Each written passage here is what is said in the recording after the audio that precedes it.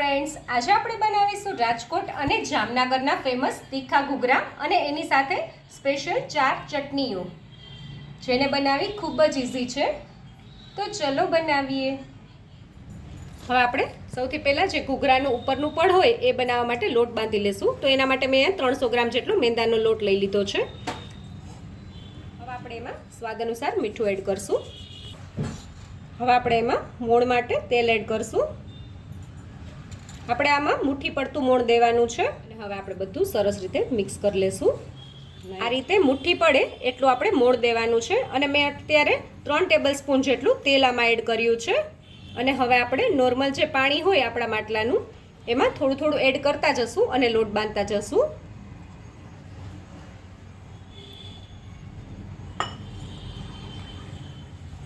આપણો લોટ સરસ રીતે બંધાઈ ગયો છે, તમે જોઈ શકો છો. આપણે પૂરીથી સેજ પોચો એવો લોટ બાંધવાનો છે અને પરોઠાનો લોટ બાંધીએ એના કરતાં થોડો કઠણ લોટ બાંધવાનો છે. હવે આપણે આમાં થોડું તેલ એડ કરશું અને લોટને એકદમ સરસ કૂણવી લેશું. અને હવે આપણે ઢાંકણ ઢાંકીને આપણા લોટને થોડીવાર માટે રેસ્ટ આપી દઈએ. હવે આપણે લસણની ચટણી બનાવવા માટે મેં અહીંયા 4 થી 5 મરચાંને થોડીવાર પહેલાં જ પાણીમાં પલાળી દીધા હતા. હવે તમે જોઈ શકો છો મરચાંમાંથી મેં બધું પાણી કાઢી લીધું છે. અને હવે આપણે એક મિક્સર જાર લઈ લેશું. તો મેં અહીંયા એક મિક્સર જાર લઈ લીધું છે, એમાં 10 થી 12 મેં લસણની કળી લઈ લીધી છે. એની સાથે જ આપણે આ મરચાં લઈ લેશું. મેં અત્યારે કાશ્મીરી મરચાંનો ઉપયોગ કર્યો છે, પણ તમે કોઈ પણ સૂકા મરચાંનો ઉપયોગ કરી શકો છો. અને જો તમારી પાસે સૂકા મરચાં ન હોય તો તમે બીજા લાલ મરચું પાવડર આવે એનો પણ ઉપયોગ કરી શકો છો. અનુસાર મીઠું એડ કરી દેશું. હવે આપણે પહેલાં એમાં પાણી નાખ્યા વગર જ ક્રશ કરી લેવાનું છે. હવે તમે જોઈ શકો છો મેં ચટણીને અધકચરી વાટી લીધી છે અને એ એકદમ એની સ્મૂથ પેસ્ટ નથી થઈ. હવે આપણે આમાં થોડું પાણી એડ કરીને એની એકદમ સરસ સ્મૂથ પેસ્ટ કરી લેવાની છે. તમે જોઈ શકો છો આપણી ચટણી એકદમ સરસ રેડી થઈ ગઈ છે, એકદમ એની સ્મૂથ પેસ્ટ. અને હવે આપણે બીજી ચટણી બનાવી લઈએ. આમલીની ચટણી બનાવવા માટે મેં 2 કલાક પહેલાં જ આમલીને પલાળી દીધી હતી. તમે જોઈ શકો છો એકદમ સરસ રીતે આપણી આમલી પલળી ગઈ છે. અને હવે સરસ આપણે આવી રીતે મસળીને એનો સરસ રીતે પહેલાં પલ્પ કાઢી લેશું. આપણે આને ગાળી લઈએ એક કાણાવાળા વાસણથી. તમે જોઈ શકો છો એકદમ સરસ રીતે આપણી આંબલીમાંથી પલ્પ ગળાઈ ગયો છે. આપણે એક વાસણમાં જે આંબલીનો પલ્પ બનાવીને રાખ્યો છે એ આપણે લઈ લેશું. હવે આપણે એમાં ગોળ એડ કરશું. હવે એની સાથે થોડું પાણી બી આપણે એડ કરી દઈશું. હવે આપણે આપણી ચટણીને એકદમ સરસ ઘાટી બનાવવાની છે. તો એના માટે આપણે અત્યારે અહીંયા ખજૂરનો ઉપયોગ નથી કરવાના, આપણે અહીંયા કોર્નફ્લોરનો ઉપયોગ કરવાના છે. તો મેં અત્યારે 1/2 ટીસ્પૂન જેટલો આમાં કોર્નફ્લોર લઈ લીધો છે. એને આપણે સરસ પહેલાં ઓગાળી દઈશું. તમારે જો કોર્નફ્લોરની બદલે તપકીર લેવું હોય તો તમે એ બી લઈ શકો છો. આનાથી બંનેથી આપણી ચટણી એકદમ સરસ ઘાટી થશે. અને આમાં ગેસ ચાલુ કર્યા વગર જ આને પહેલાં હલાવી લેવાનું છે. અને હવે આપણે ગેસની ફ્લેમ ચાલુ કરી દઈશું. જોઈ શકો છો 4 થી 5 જ મિનિટમાં આપણી આંબલી અને ગોળની ચટણી રેડી થઈ ગઈ છે. અને એ એકદમ બહાર જેવી જ એકદમ સરસ ઘટને એવી જ આમને પણ ખાઈ શકો છો. પણ હું અત્યારે આમાં થોડું મીઠું એડ કરી રહી છું અને થોડું શેકેલું જીરું બી એડ કરી રહી છું. શેકેલું જીરું બી મેં થોડું જ એડ કર્યું છે. આમાં હું બીજા એક પણ મસાલા નથી કરવાની.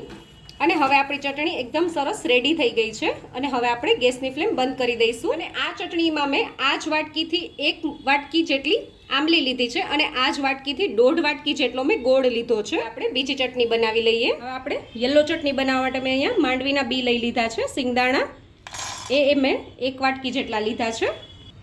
હવે આપણે એમાં સ્વાદ અનુસાર મીઠું એડ કરશું. 2 લીલા તીખા મરચાં એડ કરશું. આપણે આમાં મરચાંનું પ્રમાણ થોડું ચડિયાતું હોય છે એટલે આપણે તીખા મરચાંનો જ ઉપયોગ કરવાનો. 1/4 ટીસ્પૂન જેટલી આપણે હળદર એડ કરશું. અને હવે પહેલાં આપણે આને ડ્રાય જ પીસવાની છે. હવે આપણે ચટણીને થોડી પીસી લીધી છે. અત્યારે આપણી ચટણી થોડી અધકચરી છે. હવે આપણે આમાં અડધા લીંબુનો રસ એડ કરશું. જો તમારે લીંબુ ના નાખવું હોય તો તમે લીંબુના ફૂલનો પણ ઉપયોગ કરી શકો છો. એની સાથે જ આપણે 1 થી 2 ચમચી જેટલું પાણીનો ઉપયોગ કરશું. અને હવે આપણે આને પાછી ક્રશ કરી લઈએ. હવે તમે જોઈ શકો છો આપણી ચટણી રેડી થઈ ગઈ છે. અને હવે આપણે કોથમીરની ચટણી બનાવી લઈએ. કોથમીરની ચટણી બનાવવા માટે મેં અહીંયા કોથમીર લઈ લીધી છે. એને આપણે મિક્સર જારમાં લઈ લેશું. હવે આપણે એમાં એક મરચી એડ કરશું. તીખાશ જો તમારે વધુ જોતી હોય તો તમે વધુ મરચું બી નાખી શકો છો, પણ આ થોડું વધુ તીખું હોય છે મરચું. આદુના ટુકડાને બી આપણે કટ કરીને એડ કરી દેશું. હવે આપણે થોડા ફુદીનાના પાન એડ કરી દેશું. તમે જો લસણ ખાતા હોય તો તમે આમાં થોડું લસણ બી એડ કરી શકો છો. થોડો મેં અહીંયા ગાંઠિયાનો ભૂકો લીધો છે, એ આપણે એડ કરી દેશું. તમારે જો દાળિયાની દાળ આવે એ લેવી હોય તો તમે એ બી લઈ શકો છો, અથવા થોડા સિંગદાણા બી લઈ શકો છો. થોડું લીંબુનો રસ એડ કરી દઈશું. થોડી ખાંડ એડ કરશું. હવે આપણે બધું પહેલાં ક્રશ કરી લઈએ. ચટણી થોડી ક્રશ થઈ ગઈ છે, તમે જોઈ શકો છો, અધકચરી થઈ ગઈ છે. હવે આપણી ચટણીનો એકદમ સરસ ગ્રીન કલર જળવાઈ રહે એના માટે હું અત્યારે આઈસ ક્યુબ લઈ રહી છું અને એની સાથે થોડું પાણી એડ કરીશ. અને હવે આપણે પહેલાં મીઠું નહોતું એડ કર્યું તો હવે પહેલાં મીઠું એડ કરી દઈશું અને સરસ રીતે ક્રશ કરી લઈએ, જેથી કરીને એ એકદમ સ્મૂથ પેસ્ટ રેડી થઈ જશે આપણી ચટણીની. તમે જોઈ શકો છો આપણી કોથમીરની ચટણી એકદમ સરસ રીતે રેડી થઈ ગઈ છે. હવે આપણે ઘૂઘરા માટેનું સ્ટફિંગ રેડી કરી લઈએ.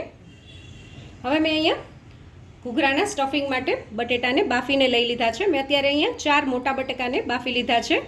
અને બટેટા બાફતી વખતે તમારે એ વાતનું ધ્યાન રાખવાનું કે થોડે વહેલા જ બટેટાને બાફી લેવાના, જેથી કરીને એમાં પાણીનું પ્રમાણ ના રહે. અને જો તમારા બટેટામાં પાણીનું પ્રમાણ થોડું રહી ગયું હોય તો તમે બટેટા પૌવાના જે પૌવા આવે છે એને થોડા મિક્સર જારમાં ક્રશ કરીને એનો ભૂકો બનાવીને એમાં એડ કરી લો તો બટેટાનું જે પાણી હોય એ પૌવા શોષી લે છે. તો હવે આપણે બટેટાને એકદમ સરસ રીતે મેશ કરી લીધા છે.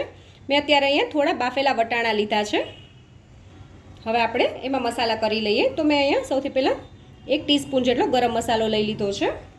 સ્વાદ અનુસાર આપણે મીઠું એડ કરશું. મેં બટેટા બાફતી વખતે બી થોડું મીઠું એડ કર્યું હતું. 2 ટીસ્પૂન જેટલા આદુ અને મરચાંની પેસ્ટ એડ કરી છે. હું અત્યારે અહીંયા લસણનો ઉપયોગ નથી કરી રહી. તમારે જો એડ કરવું હોય તો તમે એ બી કરી શકો છો. 1/2 ટીસ્પૂન જેટલું શેકેલું જીરું બી એડ કરશું. આ મસાલામાં આપણે અત્યારે લાલ મરચાંનો ઉપયોગ નથી કરી રહ્યા. તો હવે આપણે મસાલાને સરસ રીતે મિક્સ કરી લઈએ. તમે જોઈ શકો છો આપણું સ્ટફિંગ સરસ રીતે રેડી થઈ ગયું છે. હવે આપણે ઘૂઘરા બનાવી લઈએ. આપણે ઘૂઘરાનો જે લોટ બાંધેલો હતો એને સરસ રેસ્ટ મળી ગયો છે. હવે આપણે ઘૂઘરા વણી લઈએ. મેં અહીંયા એક ગોયણું લઈ લીધું છે અને હવે આપણે એનું પૂરી જેવું વણી લેશું પહેલાં. હવે આપણે આપણું પૂરી જેવું વણી લીધું છે અને આપણે આને બહુ પતલું નથી રાખવાનું, મીડિયમ થીક રાખવાનું છે, તમે જોઈ શકો છો. અને હવે આપણે અંદર સ્ટફિંગ ભરી લઈએ. અને હવે આપણે કિનાર ઉપર થોડું પાણી લગાવી દઈશું, જેથી કરીને ઘૂઘરાને આપણે તળીએ તો આપણી જે કિનાર છે ઘૂઘરાની એ ખુલી ના જાય. આપણે જે ઉપરનો ભાગ છે એ આવી રીતે અહીંયા સ્ટીક કરી દઈશું.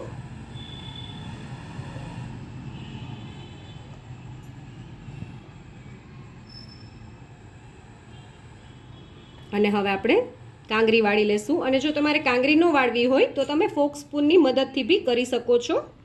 આવી રીતે આપણે કાંગરી વાળવાની છે. ઉપરના ભાગને વાળતું જવાનું, પછી જે પાછળનો ભાગ છે એ થોડો ખેંચીને પાછી આવી રીતે કાંગરી વાળવાની. વળી પાછું આવી રીતે અંગૂઠાથી દબાવી દેવાનું અને વળી પાછી આવી રીતે કાંગરી વાળતું જવાનું.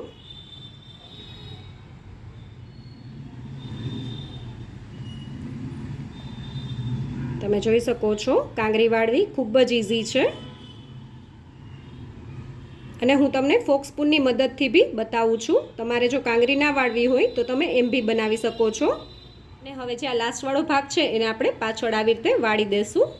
આપણું ઘૂઘરું રેડી થઈ ગયું છે. હજુ તમને એકવાર કાંગરી વાળીને બતાવું છું. તો તમે જોઈ શકો છો જે આ પાછળનો ભાગ છે એને આવી રીતે વાળી દેવાનો છે અને આમ ખેંચતું જવાનું અને આમ વાળતું જવાનું. તમે જોઈ શકો છો ખૂબ જ ઇઝી છે કાંગરી વાળવાનું. તમે 1 થી 2 ઘૂઘરા આવી રીતે બનાવશો તો તમને ફટાફટ કાંગરી વળાઈ જશે ઘૂઘરામાં. પહેલી વારમાં થોડી વાર લાગશે પણ બીજી વારમાં તમે ઇઝીલી વાળી શકશો. અને પાછળનો ભાગ આવી રીતે વાળી દેવાનો. બજારમાં આ રીતના ઘૂઘરાના મોલ્ડ બી મળતા હોય છે, તો તમે એમાં બી ઘૂઘરા બનાવી શકો છો. આપણે ઘૂઘરાને તળી લઈએ. આપણું તેલ સરસ ગરમ થઈ ગયું છે. હવે આપણે ગેસની ફ્લેમ મીડિયમ કરી દેવાના અને આપણે તેલમાં એડ કરી દઈએ. આપણે ઘૂઘરાને ફેરવવાની સેજ પણ ઉતાવળ નથી કરવાની. થોડા ઘૂઘરા એક સાઈડથી સરસ તળાઈ જાય પછી જ આપણે એને પલટાવવાના છે. એક સાઈડથી થોડા તળાઈ ગયા છે અને 2 મિનિટ જેવો સમય થઈ ગયો છે. હવે આપણે ઘૂઘરાની સાઈડ ચેન્જ કરી લઈએ. તો તમે જોઈ શકો છો થોડા થોડા આપણા ઘૂઘરા એક સાઈડથી તળાઈ ગયા છે. હવે આપણે ઘૂઘરાની બીજી સાઈડને પણ ચેન્જ કરી લઈએ.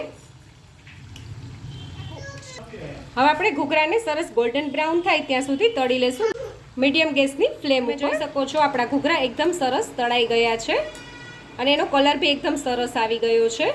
હવે આપણે ઘૂઘરાને તેલમાંથી કાઢી લઈશું.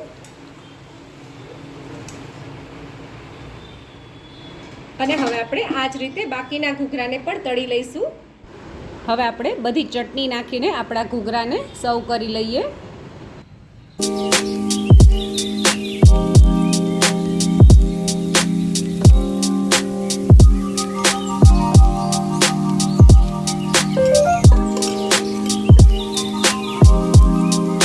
લાસ્ટમાં આપણે થોડી સેવ એડ કરશું અને થોડા મસાલા સિંગ થોડી એડ કરશું.